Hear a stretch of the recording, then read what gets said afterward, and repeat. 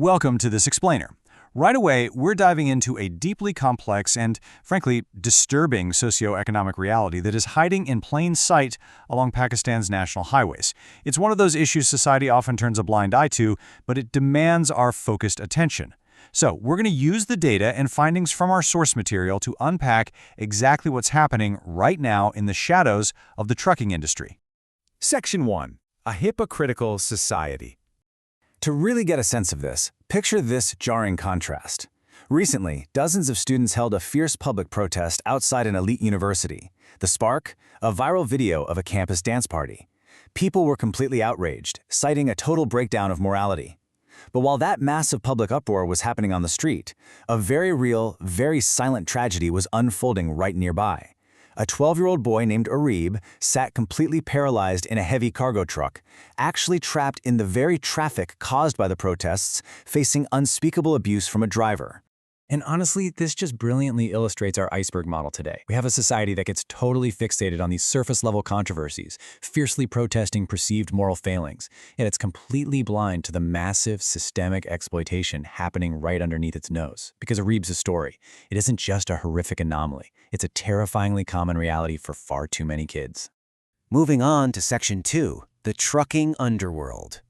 Let's make sure we define exactly what we're looking at here. The term used locally is Bacha Baazi. Now, some people try to brush this off as a cultural euphemism or some historical quirk, but the source material is absolutely unequivocal here. This is the systemic practice of child sexual abuse and exploitation, period. It's just heavily masked as a norm within certain industries, especially the trucking sector. To wrap your head around the scale of this, the numbers are staggering. We're talking about over 75,000 heavy trucks operating on these routes. By day, sure, they're the lifeblood of the economy, hauling tons of cargo from the Indus River all the way up to the mountains. But by night, it's a completely different story. The illuminated cabins of those park's trucks transform into something much darker.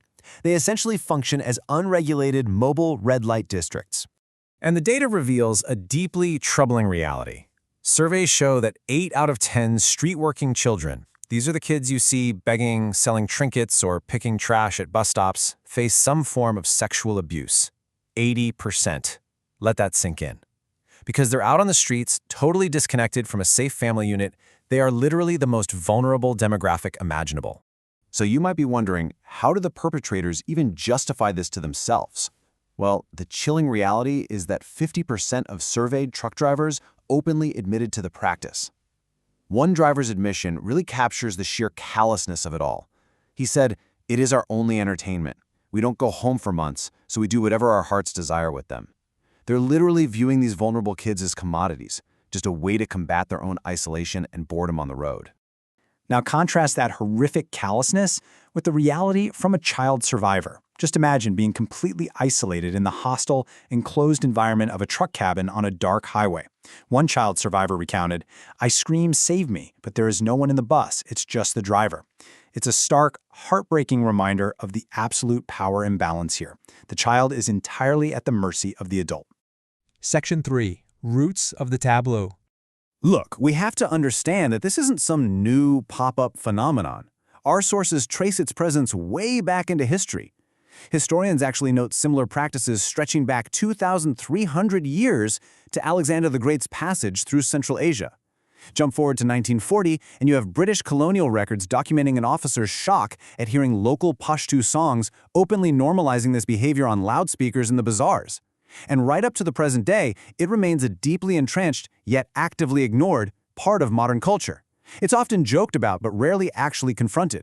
Section 4. Poverty, drugs, and despair. The absolute anchor pulling this entire crisis down is extreme poverty. According to the data, 40% of the population lives in extreme poverty, subsisting on less than 900 rupees a day. That severe economic desperation forces nearly 1 million children into early labor just to help their families put food on the table, which places them directly into harm's way. This essentially builds a tragic, systematic pipeline. Step 1. Extreme poverty and often orphanhood push kids to the brink. Step 2. They turn to street labor, selling masks or begging at the bus stops. Step 3. Predators, like the truck drivers, start grooming them with promises of money or a future job. Step 4 is the introduction of drugs. In areas near the border, the use of crystal meth, known locally as ice, is rampant. and predators weaponize it to hook the kids, which leads to step 5. Once addicted, the children are entirely trapped. They are forced to sell their bodies repeatedly for just a few hundred rupees to fund this newly forced drug habit. And here is where the cognitive dissonance kicks in hard. The source material points out that many of these abusers strictly adhere to religious fasting and daily rituals. I mean, they wouldn't dare miss a fast because they feel it ties to their honor and social standing. Yet, simultaneously, they suffer a complete moral bankruptcy when it comes to systemic child abuse. Any fleeting guilt they might feel is just washed away by societal apathy or self-medication. Section 5. The psychological toll. As you'd expect, the psychological toll on these kids is just immense. We're looking at deep-seated trauma, severe anxiety, and crippling PTSD. But here is the most alarming part. The cycle perpetuates itself. Deeply traumatized kids, fueled by an intense desire for revenge against a society that failed them, and completely numbed by severe drug addiction, sometimes transition from being the abused to becoming the abuser. They become entirely unable to reintegrate into normal, healthy social structures. There's a really striking detail from the psychological professionals working in this space. To these survivors, a male figure represents power, wealth, and profound cruelty.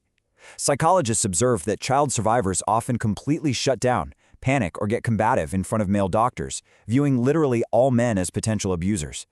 Yet they open up entirely and share their trauma when speaking to female psychologists. It just perfectly illustrates the deeply ingrained fear they carry with them every single day.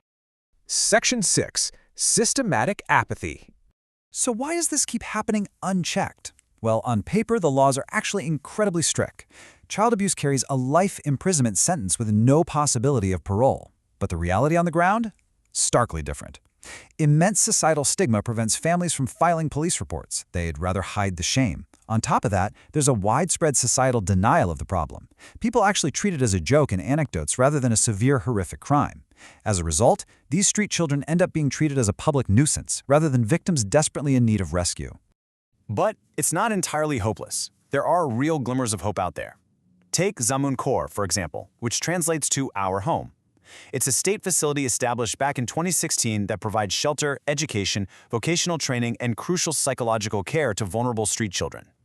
When kids are brought here, they are safe. They learn actual trades like plumbing and tailoring, and they get to paint and play instead of begging.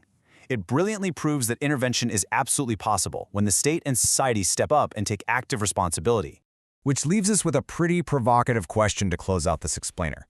Recently, a photo of a freezing child at a bus station went viral, prompting public outrage and a swift state rescue. But if society only reacts to the kids who happen to make viral headlines, who is going to protect the tens of thousands of others currently suffering in the dark shadows of the highways?